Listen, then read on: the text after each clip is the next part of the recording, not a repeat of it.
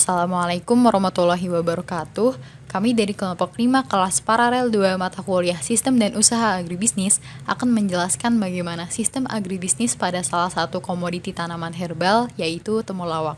Temulawak adalah tanaman asli Indonesia yang bentuknya mirip dengan kunyit. Meskipun mirip dengan kunyit, namun keduanya memiliki karakteristik yang tentunya berbeda.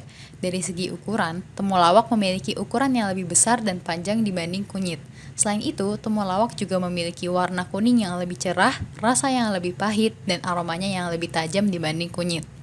Tidak kalah dari kunyit, temulawak juga memiliki banyak sekali manfaat bagi kesehatan tubuh kita, seperti membantu melancarkan sistem pencernaan, memperkuat imunitas tubuh, bahkan dapat membantu menurunkan risiko terkena penyakit kanker. Nah, sebelum temulawak dapat dikonsumsi oleh konsumen, tentunya harus melalui proses budidaya temulawak hingga dapat menghasilkan temulawak yang berkualitas dan siap untuk diolah.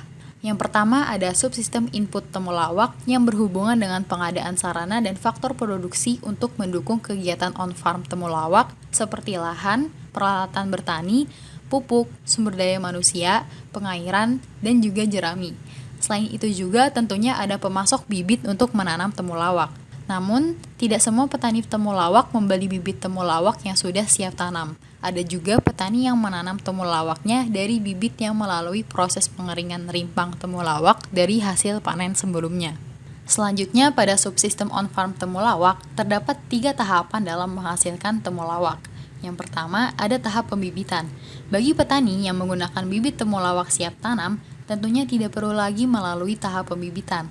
Namun, bagi petani yang menggunakan rimpang temulawak dari hasil panen sebelumnya, tentunya perlu melalui beberapa proses agar dapat dihasilkan bibit yang bisa ditanam. Untuk dapat menghasilkan bibit yang bisa tumbuh menjadi temulawak yang besar, tentunya petani perlu memilih bibit dari rimpang induk temulawak yang besar dan telah berusia 10 hingga 12 bulan.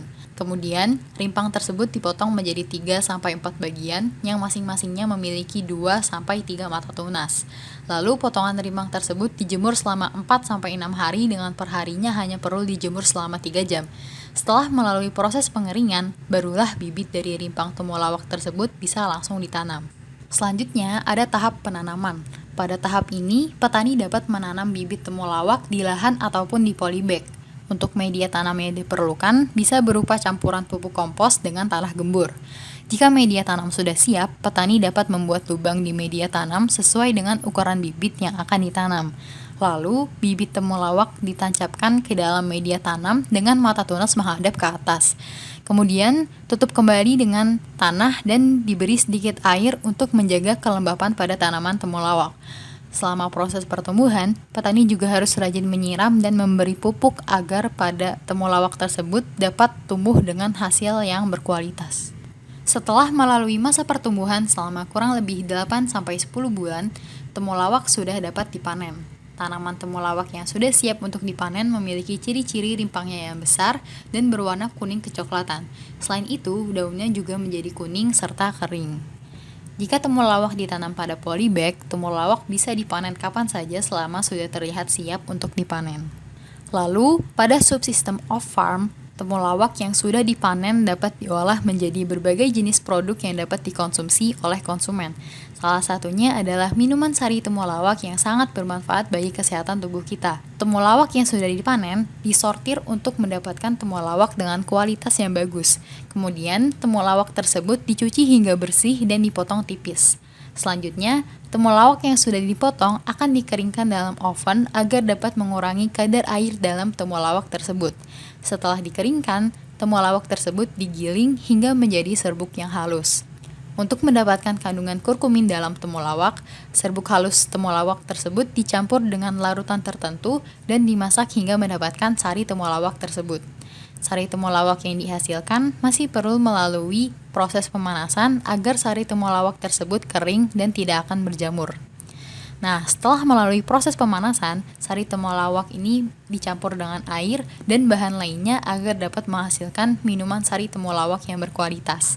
Setelah itu, dilakukanlah proses pengemasan dalam kaleng hingga akhirnya produk minuman sari temulawak ini sudah bisa didistribusi ke pasar.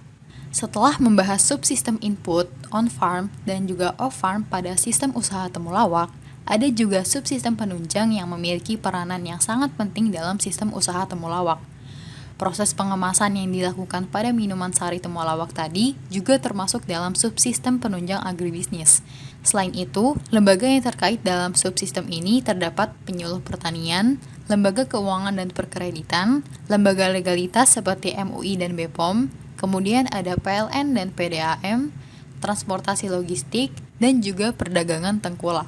Dilihat dari tingginya permintaan pasar luar negeri terhadap komoditi ini, temulawak memiliki potensi serta peluang yang sangat besar untuk dikembangkan. Komoditi temulawak merupakan komoditi dengan nilai ekonomis tinggi dan dibutuhkan oleh pasar luar negeri. Hal ini dapat dilihat dari harga jual produk temulawak yang sangat tinggi di pasar luar negeri, yaitu sebesar 800 juta rupiah per 50 ton pada tahun 2022. Hal tersebut menyebabkan bisnis temulawak menjadi bisnis yang sangat prospektif dan potensial untuk dijalankan dan dikembangkan.